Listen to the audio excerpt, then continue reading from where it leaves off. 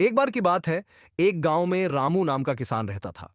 वो गेहूं उगाता था और गांव के बाजार में बेचता था। अब मान लो, जब गेहूं की कीमत 20 रुपये प्रति किलो थी, तो रामू दिन में सिर्फ 50 किलो गेहूं ही बेचता था, क्योंकि उसे ज्यादा मेहनत करने की जरूरत नहीं थी। लेकिन फिर अचानक बाजार में गेहूं की कीमत 30 रुपये प्रति किलो हो गई। अब रामू को लगा कि अगर वो ज्यादा गेहूं बेचेगा तो ज्यादा प्रॉफिट कमा सकता है। इसलिए उसने अपनी प्रोडक्शन बढ़ा दी और 80 किलो गेहूं बाजार में बेचने लगा। कुछ महीनों बाद गेहूं की कीमत 40 रुपये प्रति किलो हो गई। अब तो रामू और ज्यादा एक्साइटेड हो गया।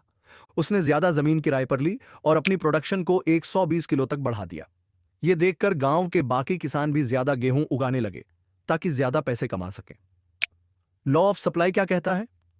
रामू की इस कहानी से हमें यह समझ आता है कि जब किसी गुड की प्राइस बढ़ती है, तो सेलर्स ज्यादा क्वांटिटी सप्लाई करने लगते हैं, क्योंकि उन्हें ज्यादा प्रॉफिट मिलता है। और जब प्राइस कम होती है तो सप्लाई भी कम हो जाती है। इसे ही लॉ ऑफ सप्लाई कहते हैं। जब प्राइस कम होती है तो क्वांटिटी सप्लाइड भी कम होती है। जब प्राइस बढ़ती है तो क्वांटिटी सप्लाइड भी बढ़ जाती है। इससे हमें एक अपवर्ड स्लोपिंग सप्लाई कर्व मिलता है, जो ये दिखाता है कि प्राइस और क्वांटिटी सप्लाइड के बीच डायरेक्ट रिलेशनशिप होता है।